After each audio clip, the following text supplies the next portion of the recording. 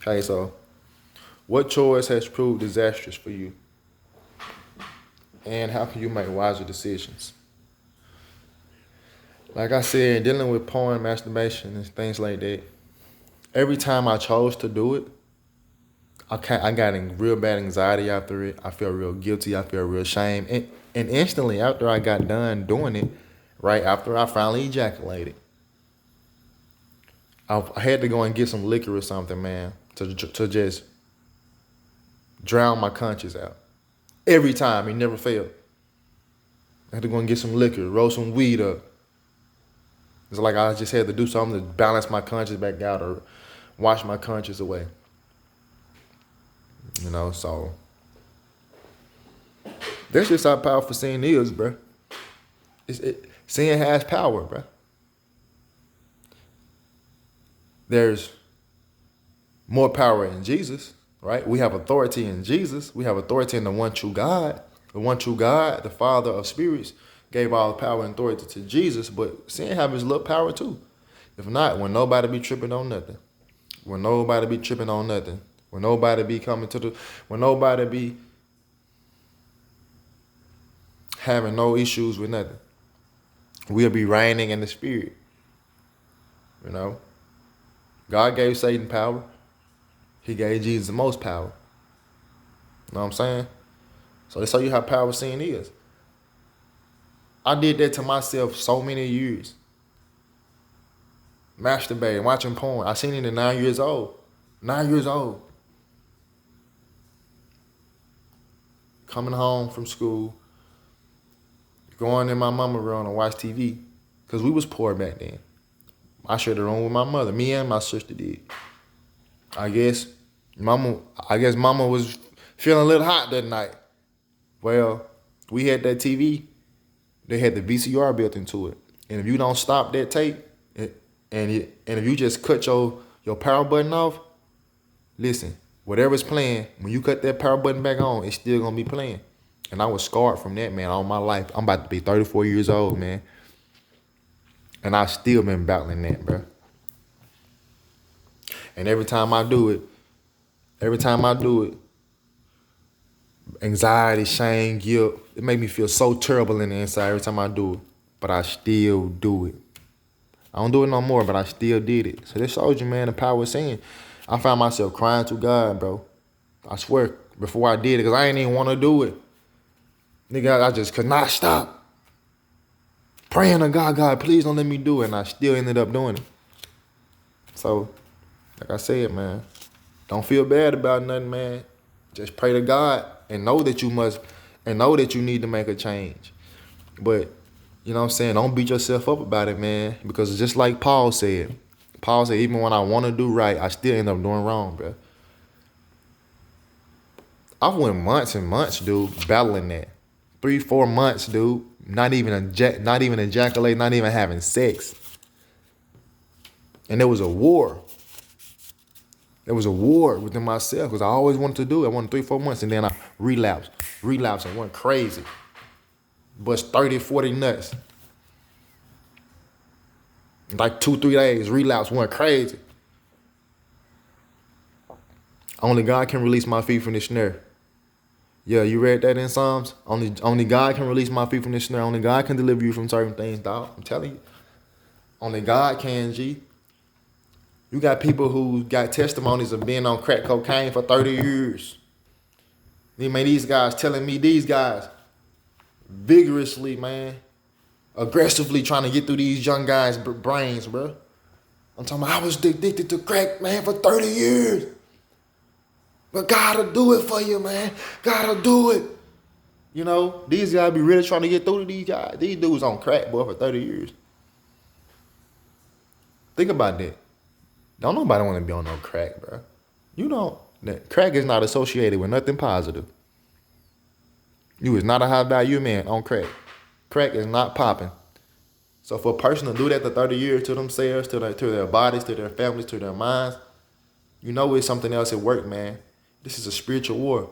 You got evil spirits. You got demons. We born into a sinful nature, bro. You feel what I'm saying? We born into a sinful nature, bro. And then we in Satan's kingdom. So we got all type of oppressive things going on all around us within the government. You know what I'm saying? It's all type of oppressive programs. It's all type of things going on all around us being set up to work against us, bro. So it's like, it's easy to fall into something that ain't right. Because everything around you ain't right. And sometimes you lean on something that's not right to make it through. You just be wore out.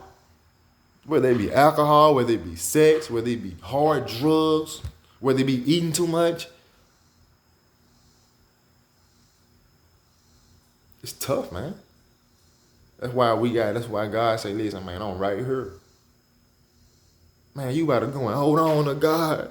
Lord, I need you. I need you, Lord. I need you, please. Man, you better go and hold on to God, boy. You gonna keep getting, listen, you gonna keep slipping off. Your grip gonna keep slipping. You gonna keep falling. But that's part of that long suffering process, man.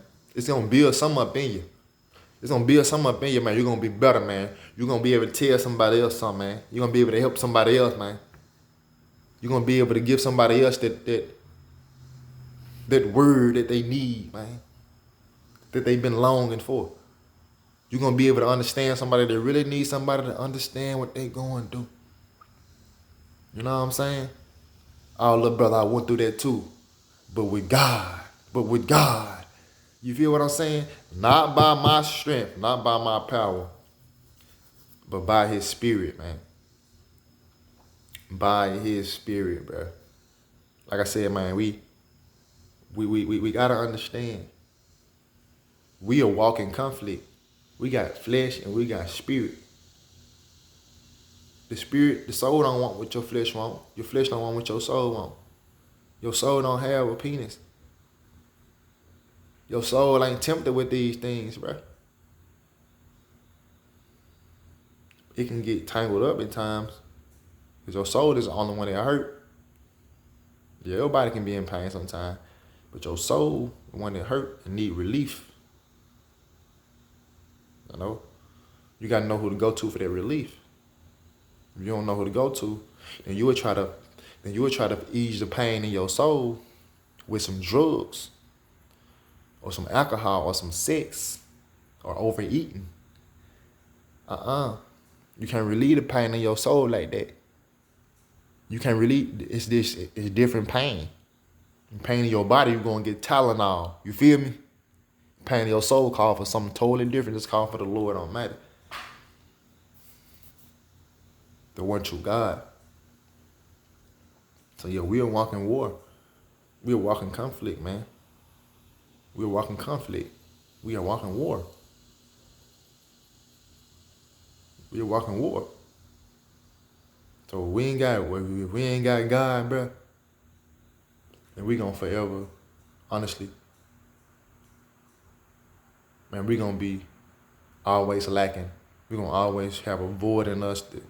We gonna always, basically, if you ain't got God in your life, man, you gonna find yourself being miserable, bro. You gonna find yourself being miserable, bro.